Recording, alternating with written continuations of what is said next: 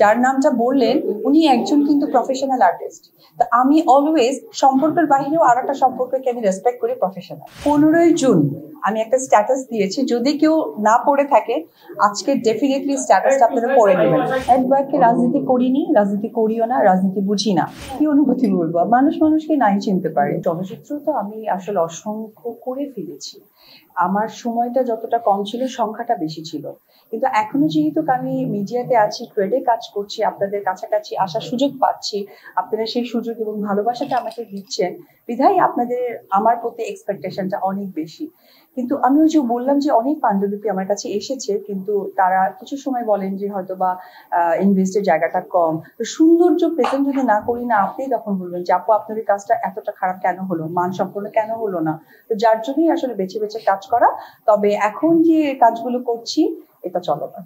আসলে ওইভাবে ভেবেচিন্তে ব্যবসা করা যায় না। ব্যবসাটা আসলে এরকম, আপনি ইনভেস্ট করার পর ফিডব্যাকটা কেমন পাবেন, সেই ফিডব্যাকের জায়গা থেকে আপনারা জানতে পারেন যে এরকম আমি ভালো কিছু আর্ন করছি। আপনারা জানেন আমার একটা ক্যাফে ছিল, যেটা আমি টোটালি ক্লোজ করে দিয়েছি। আমার কাছে মনে হয়েছিল যে এটা আমি ঠিকঠাক ভাবে নিয়ে যেতে পারবো না। তো ব্যবসার ক্ষেত্রে ঠিক তাই। আমার এই বিজনেসের পেছনে লক্ষ্য হচ্ছে, আমি যেহেতু চিত্রনায়িকা, আমি মেকআপ থেকে শুরু করে সবকিছুর প্রতি কিছুটা আইডিয়া আছে। এবং আপনারা সকলেই জানেন আমার ফেসে প্রচুর বরুণ হয়েছিল, যেটার এখনো কিছু সিনেমার গান আপনারা দেখে থাকতে পারেন, সিনেমাও আছে।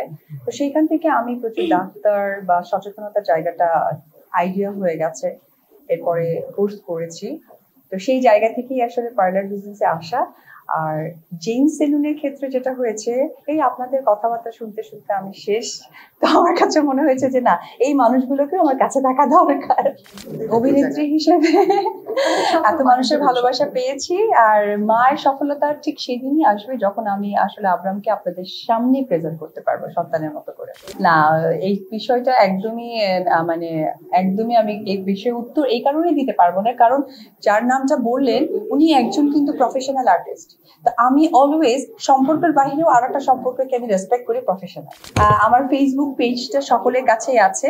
তো 15ই জুন আমি একটা স্ট্যাটাস দিয়েছি, যদি কেউ না পড়ে থাকে আজকে ডেফিনেটলি স্ট্যাটাসটা আপনারা পড়ে নেবেন, তাহলে আপনাদের প্রশ্নটা ক্লিয়ার হয়ে যাবে। না, আমি তো একবারকে রাজনীতি করিনি, রাজনীতি করিও না, রাজনীতি বুঝি না। আমি অভিনয় শিল্পী। অভিনয় শিল্পীর পেছনে যে জিনিসটা থাকে সেটা হচ্ছে গিয়ে অর্থ থাকে, কারণ এটা আমাদের রুটি রুজি। আপনারাও তাই, এই যে ক্যামেরার পেছনের কারণটা কিন্তু রুটি রুজি।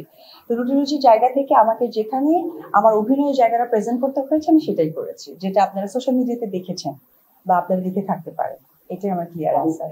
কি অনুভূতি বলবো, মানুষ মানুষকে নাই চিনতে পারে, এটা অস্বাভাবিক কিছু না। আমার এক্সপেকটেশন ওটাই থাকতে হবে, আপনি আমাকে ডেফিনেটলি অনেক ভালোবাসেন। এখন আপনি সেই মুহূর্তে নাম সিফাতকে নাও ভালোবাসতে পারেন, বা ওকে হচ্ছে গিয়ে সিফাতকে অনেক ভালোবাসেন, আইদার আমাকে ভালো নাই বাসতে পারেন।